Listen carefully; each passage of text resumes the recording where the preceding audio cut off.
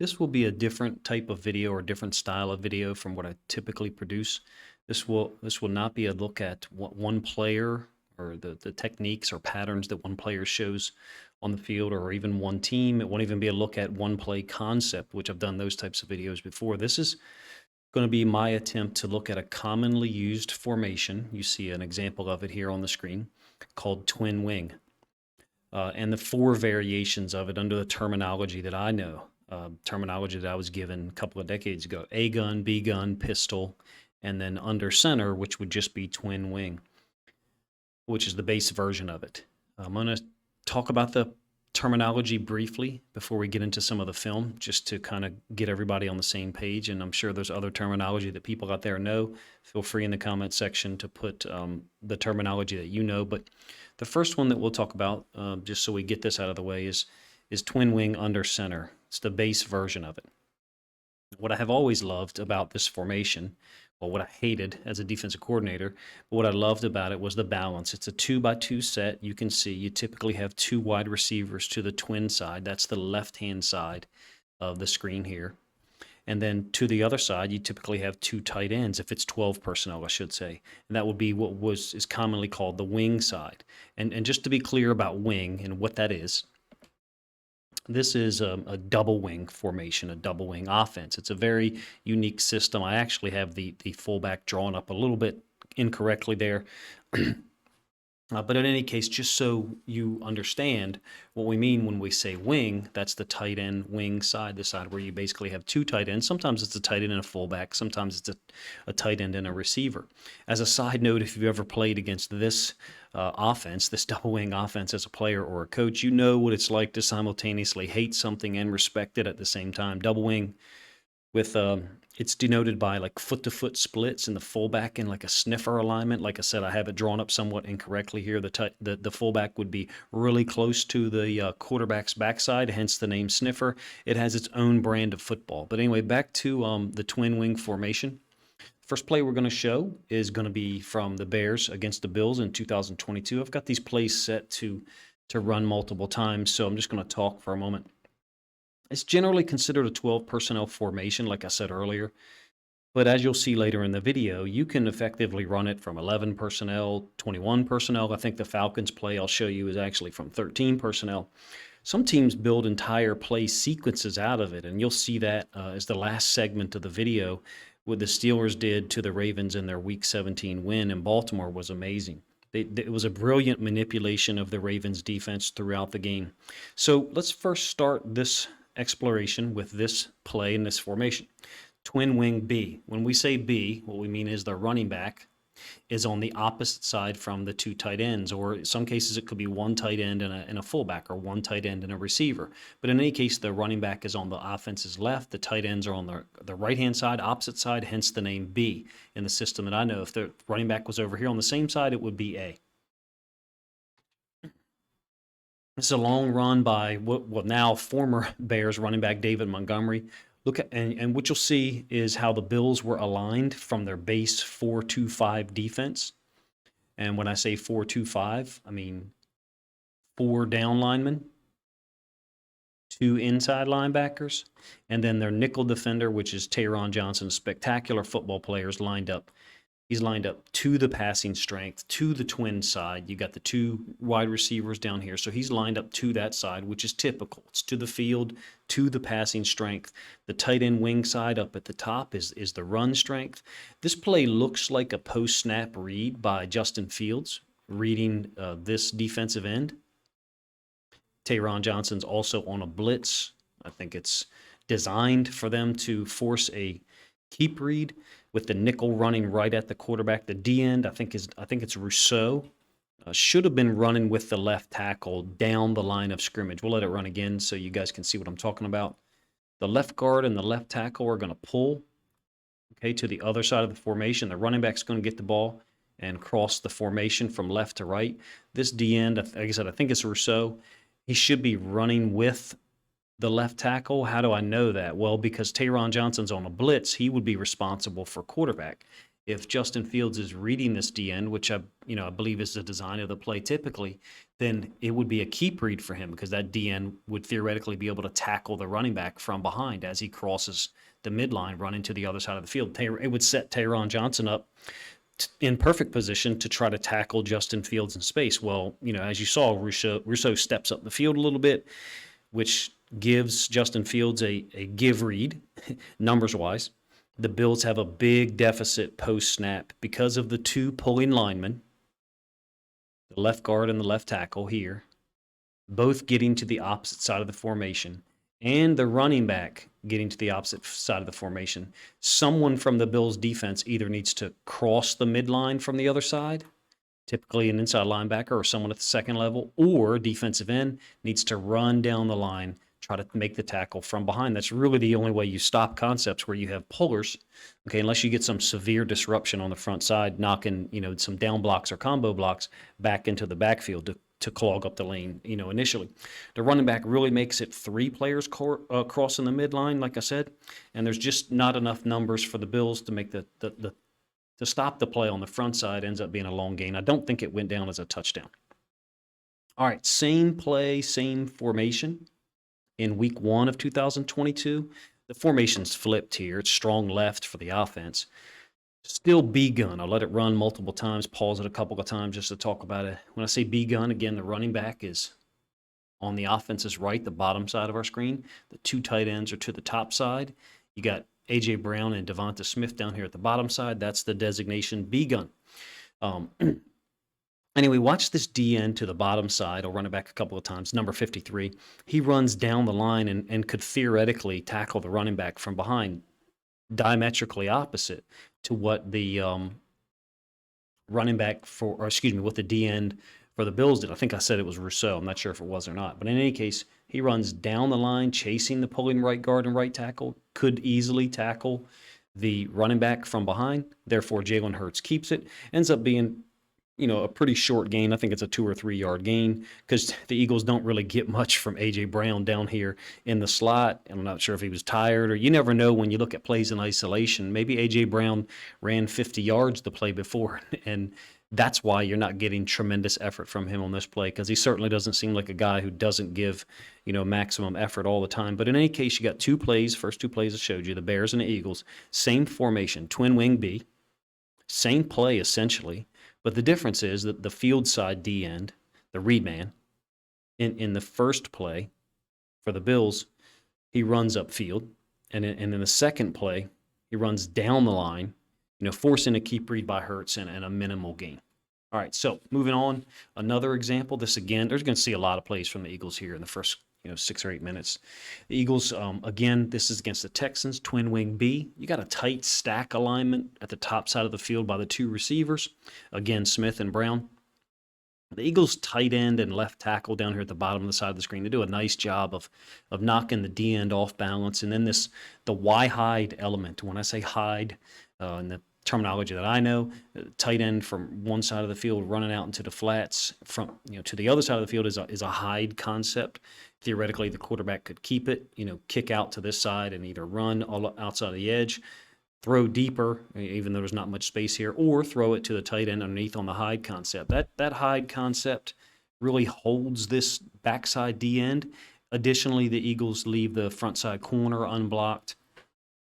Pretty simple touchdown run by Miles Sanders. I think ends up inside the B gap, despite the 3 technique getting, a little bit of initial push. One of my favorite players, one of my favorite rookies from last year, Jalen Petrie. I think he kind of fits this wrong. I'll show you the end zone angle here in a moment, but you get the idea. The B-gun element of it typically is going to be a run from the running back lining up on one side and then crossing the quarterback's face, advancing or getting over to the other side of the field. Someone from the defense has got to cross over the midline or run down the line like the Lions defensive end on the second play I showed you, run down the line and tackle the running back from behind. In this case, defensive end is kind of held by, he's held by the fact that Jalen Hurts could keep it and run around the edge, or the tight end could kick him out here on a split zone concept, or run out into the flats like he does, leaving the D end unblocked, for a potential pass play. It's an 8-on-8 in the box, but like I said, the Eagles left 2 guys unblocked, and I think Jalen Petrie, number 5, kind of kind of fills into a gap that I don't think he's really responsible for. But in any case, you've seen 3 run plays at a twin wing B, and all 3 plays the running back is crossing the midline to the other side of the field. All right, one final look at how an offense can quickly change the dynamic or the numbers from a 2-by-2 formation to a 3-by-1 is to quickly just motion the wing. And now in this case, he's a tight end, number 88. Motions across the formation basically now creates trips closed. You got 3 receivers to one side, and then a tight end in a 3-point stance to the other side. A typical alignment for a tight end. That's why we say trips closed. Ends up being a screen. I think Josh Allen knows something's up, but he sees that clear path to the quarterback, and he just can't resist. So just an example of putting the tight end wing into the boundary, running back to the field, quickly changing the numbers game. After an initial flow, looks very similar somewhat. You got a pulling lineman here, and then the running back cross and face, little play fake by Jalen Hurts. Late screen out, and the Eagles do a great job with screens. At this point, in the NFL, you should be using screens a heck of a lot of the time to slow down some of these pass rush guys like the Jags have, Trayvon Walker, Josh Allen, Arden Key, among others. All right, we're going to move on here in a moment to a gun. So that's going to be the same exact formation pretty much, except now you're going to have the running back on the opposite side. So the twins are over here, the wing side down to the bottom. And then you've got the running back now on the same side as the tight end wing. That's the designation A gun. Means just basically setting them to the strong side. And look, everyone doesn't use the same terminology. I'm going to continue to use it in my videos, or at least this one, because it's what I'm comfortable and what I understand. But look, people say near or far for the running back, meaning near, the running back is near to the tight end, he's on the same side, or far, he's on the opposite side. King or queen is another one that I've heard used, or we've actually used ourselves. It's all the same thing. It's just the defense designating the running back to one side or the other for quick communication. Now, as an aside, it's the defenses and the defense coordinators who don't teach any awareness of the running back alignment that I can't understand and that really scare me in terms of a preparedness standpoint. But anyway, it's a great surge by the Eagles' offensive line. Combo blocks here, combo blocks here. 88, the tight end, doesn't appear to be responsible for this guy in the box. He's basically folding inside by alignment initially, pre-snap. Doesn't go get the inside linebacker, really doesn't go get anybody, doesn't have to. At this point, it seems like the Giants are physically beaten, and no one's really winning their block on the play. Let me put it that way. I do love, as another aside, I do love how Scott runs the ball, being a smaller, more compact running back. It's just downhill with power and commitment and everything he does. All right, a couple more A-gun examples. Both of these are going to be pass plays. Again, you're going to see a lot of Eagles film here early on. First one, the running back crosses the midline and changes the coverage numbers in the Eagles' Week 1 win over the Lions. It's a quick play fake from Jalen Hurts. And once he determines that neither one of these receivers are going to be open on the initial read, the initial concept, he gets to the check down pretty quickly.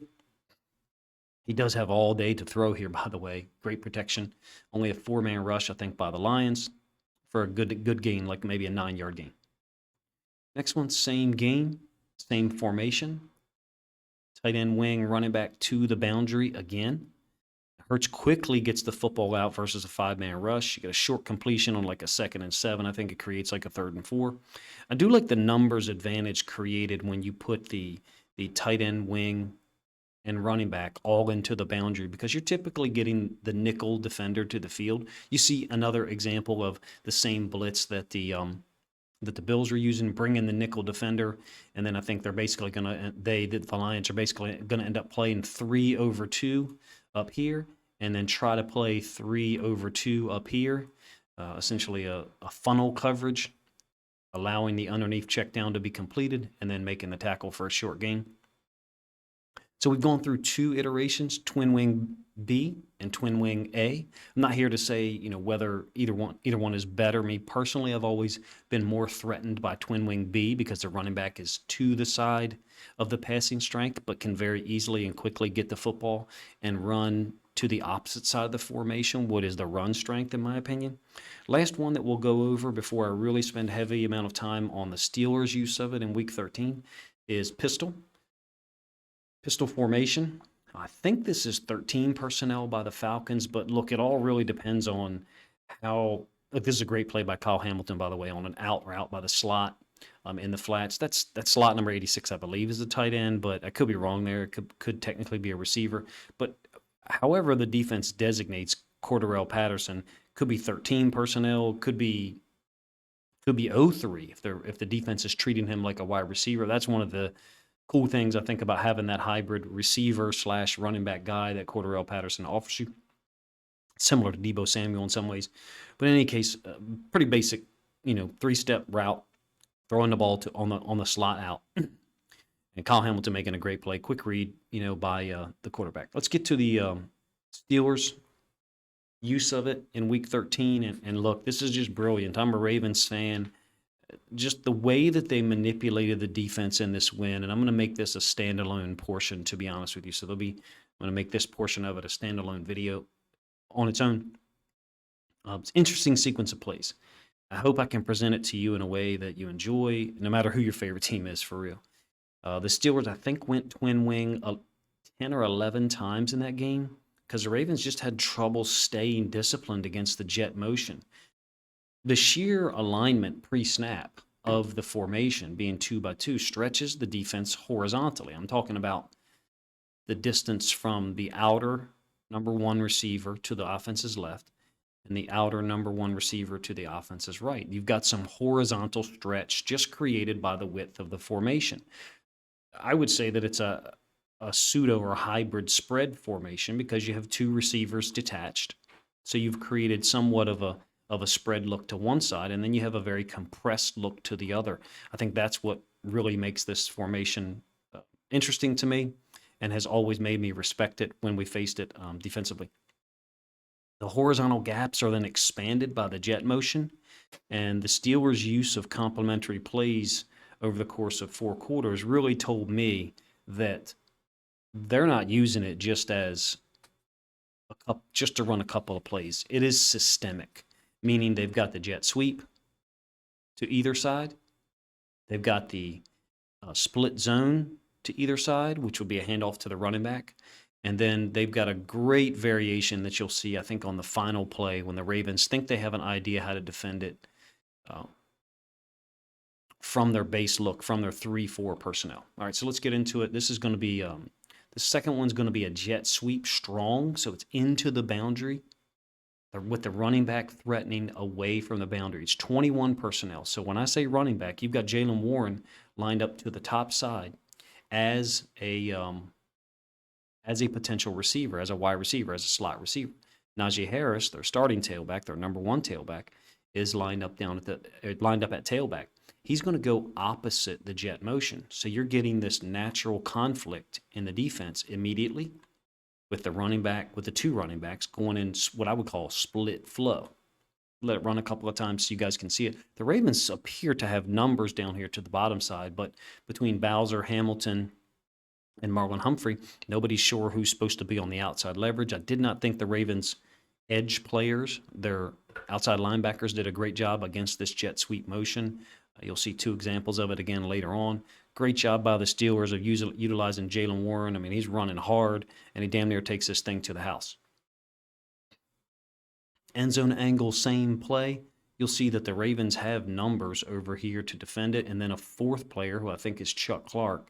So numbers-wise, when the ball is handed off, you've got 2 lead blockers, which I think is a tight end and a receiver. I might be wrong about number 89. Maybe he's another tight end, but he looks receiver size to me. He did a nice job in this game, especially with the blocking. You see an example of there against Marlon Humphrey. 21 personnel, twin wing, creating some indecision in the Ravens' defense. Don't really like the alignment that the Ravens are offering. They've really only got 1 inside linebacker on the field. In this case, it's Roquan Smith. I'm not sure why Patrick Queen was off on the play, but I've shown it to you enough. Cool play, jet sweep. A lot of teams use it. Middle school, high school, youth football level. I know that some Steelers fans, which is a pretty educated group, had some criticism of the jet sweep usage in 2021 or the jet motion. At least in Week 13, 2022, it was great effect. All right, inside zone off the same motion with the same personnel, I think, 21 personnel. So they're making it look like jet sweep to the top side of the field. Everything looks exactly the same. You got the motion. The timing of it normally is going to be slightly different. You can see that when the ball was handed off to Warren on the previous play I showed you, the, the ball would have been snapped by now. So it's snapped slightly later. Just it has to be to allow Warren to clear and get out of the way of the quarterback who's opening to the flow. So he's opening to the side where Najee Harris is running.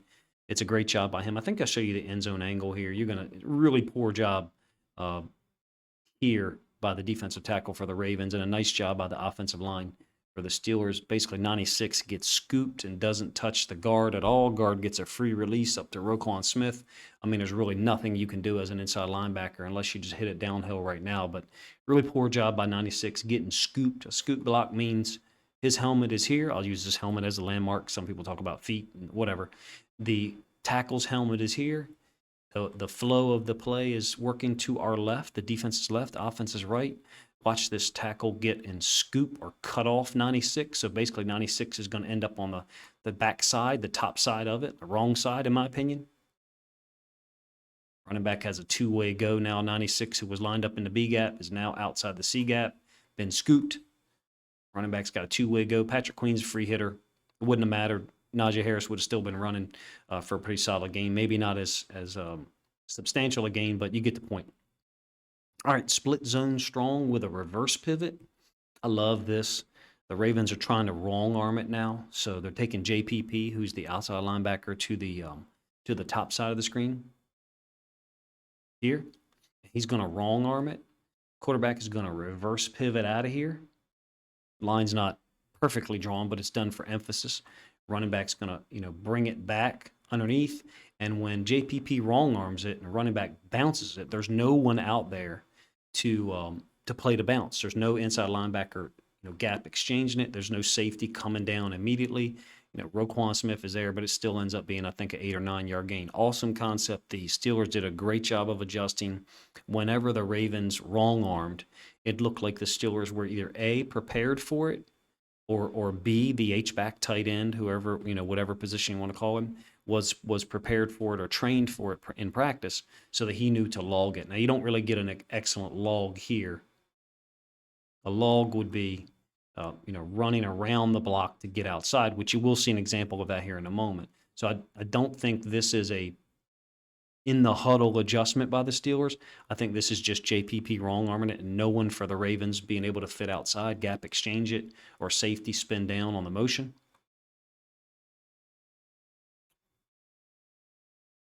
Another jet sweep. This one's strong. Justin Houston for the Ravens does not demonstrate great eye discipline here. You will get the end zone angle of it. Justin Houston is up at the top side, and he had a great season for the Ravens. Obviously, I think highly of him. I've done like 4 videos on the dude. But very similar to the first play I showed you, I believe. You've got 2 lead blockers, the tight end, I think Freiermuth, and 89, who, again, I believe is a receiver. And then 30 on the jet sweep out here. It's a 3-on-3 with Patrick Queen being potentially the 4th guy.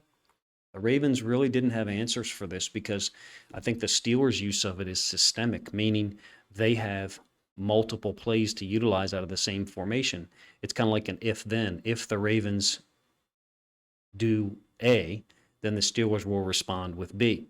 If the Ravens do C, then the Steelers will respond with D. Let's look at the end zone angle of this play so you can see what I'm talking about with Justin Houston. He's not responding to his key at all.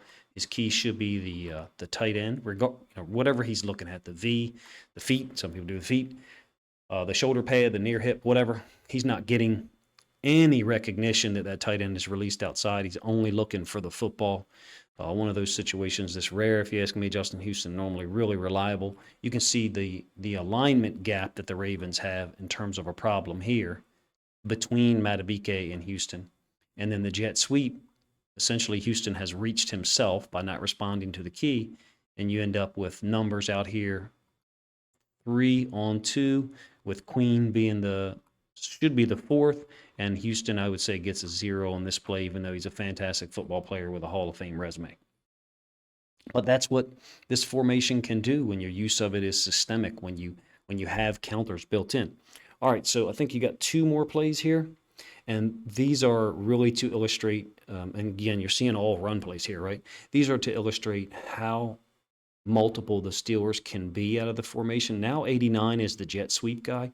Watch what Brent Urban does. I think you get a nice job by an interior tackle here for the Ravens as well. I think it's 91 right here, does a nice job.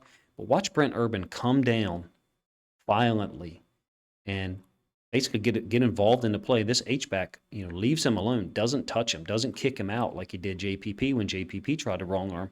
And Urban and that D tackle end up being the first two guys to make contact, hold him to a minimal gain. That's the Steelers' adjustment. This is later on. Ravens in the same look. You got your 3-4 look, an outside linebacker, Houston, an outside linebacker who's apexed out like a will linebacker, basically out of the 4-3. That's how versatile Tyus Bowser is. Same motion, 89 in motion. Same play look. Brent Urban's going to respond in the same manner, but watch what the Steelers have the H-back do now as an adjustment. He just leaves Brent Urban, loops outside, goes and gets Tyus Bowser, gets involved there. It only ends up being like a 5 or 6 yard gain. I'm going to be honest with you, then, if the Steelers fans have listened this long, don't take offense to it. This wasn't a super talented offense with some of the position players that were on the field, but the way that the coaches and the players manipulated the Ravens defense out of the twin wing formation, I thought was expert. I talked about the reverse pivot earlier. Watch the quarterback reverse pivot, and then great ball fake, running back counter step, like it's going to be the zone to the strong side, and then bring it out here, bounce it outside of, what I would call the log block by the H-back, but, different people have different names for it. Reverse pivot by the quarterback makes it look like it's going to be the zone play. You see reaction by the Ravens players to this side, even Tyus Bowser, who's normally very disciplined, gets sucked inside. H-back loops around. Great job. Great design. The twin wing formation, the Steelers' use of it, I would say is somewhat unique. It's not the same as the Eagles' usage of it. It's not the same as the Bears' usage of it.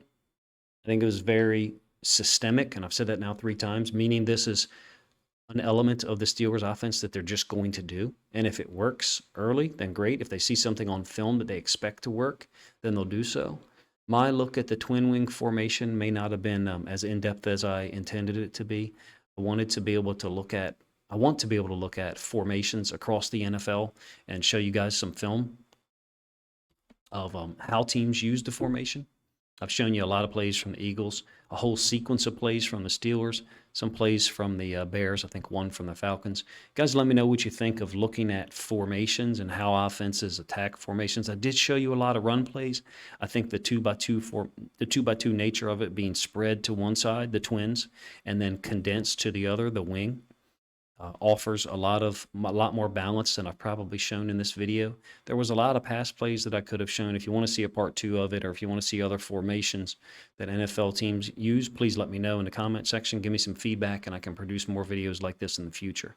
Appreciate you guys' time. If you think other football fans might enjoy this video, enjoy the content and the commentary and some of my breakdown, please grab a link to this video and share it on social media to help this video get more reach.